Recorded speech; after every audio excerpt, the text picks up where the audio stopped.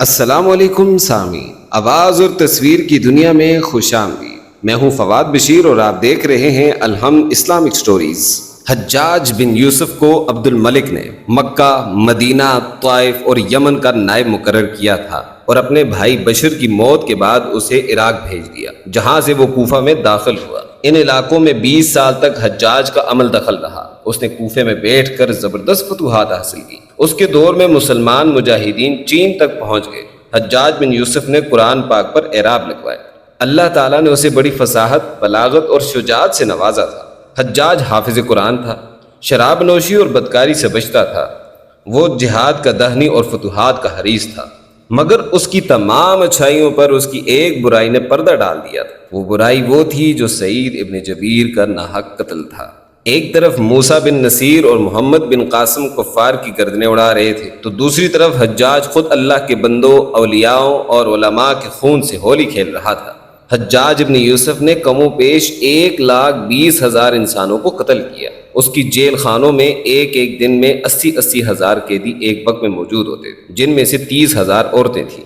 اس نے جو آخری قتل کیا وہ عظیم تابعی اور زاہد و پارسا انسان حضرت سعید بن جبیر رضی اللہ تعالیٰ عنہ کا تھا۔ انہیں قتل کرنے کے بعد حجاج پر وحشت سی سوار ہو گئی۔ وہ نفسیاتی مریض بن گیا تھا۔ حجاج ابن یوسف جب بھی سوتا، حضرت سعید بن جبیر اس کے خواب میں آ کر اس کا دامن پکڑ کر کہتے کہ اے دشمن خدا، تو نے مجھے کیوں قتل کیا؟ میں نے تمہارا کیا بگاڑا تھا؟ اس کے ساتھ حجاج بن یوسف کو وہ بیماری لگ گئی جسے زمہریری کہا جاتا ہے۔ اس میں سخت سردی کلیجے سے اٹھ کر سارے جسم پر چھا جاتی ہے۔ وہ کامتا تھا، آگ سے بھری انگیٹھیاں اس کے پاس لائی جاتی تھیں اور اس قدر قریب رکھ دی جاتی تھیں کہ اس کی کھال جل جاتی تھی، مگر اسے احساس تک نہ ہوتا تھا۔ حکیموں کو دکھانے پر انہوں نے بتایا کہ پیٹ میں سرد ہے۔ ایک طبیب نے گوشت کا ٹکڑا لیا اور اسے دھاگے کے ساتھ باندھ کر حجاج کے حلق میں اتار دیا۔ تھوڑی دیر بعد دھاگے کو کھینچا تو اس گوشت کے ٹکڑے کے ساتھ بہت عجیب و غریب نسل کے کیڑے لگے ہوئے تھے۔ ان سے اتنی بدبو آ رہی تھی کہ جو پورے 1 مربع میل کے فاصلے پر پھیل گئی۔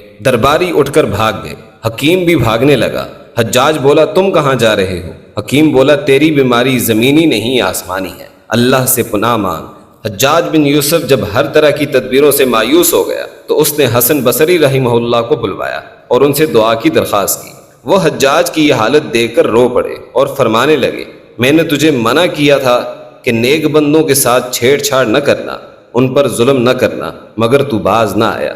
بیان کیا جاتا ہے کہ حضرت سعید بن جبیر رضی اللہ تعالیٰ عنہ کے وفات کے 40 دن بعد ہی حجاج کی بھی موت ہو گئی تھی۔ جب دیکھا کہ بچنے کا امکان نہیں ہے تو قریبی عزیزوں کو بلایا، جو بڑی کراہت کے ساتھ حجاج کے پاس آئے۔ وہ بولا، میں مر جاؤں تو جنازہ رات کو پڑھنا اور صبح ہو تو میری قبر کا نشان بھی مٹا دینا، کہ لوگ مجھے مرنے کے بعد بھی قبر میں بھی نہیں چھوڑیں گے۔ اگلے دن حجاج کا پیٹ پھٹ گیا اور اس کی موت واقع ہو گئی۔ اللہ پاک ظلم کی رسی دراز ضرور کرتا ہے، لیکن جب ظلم کا حساب لیتا ہے تو فرشتے بھی ہیبت الہی سے کانپتے ہیں، عرش ہل جاتا ہے۔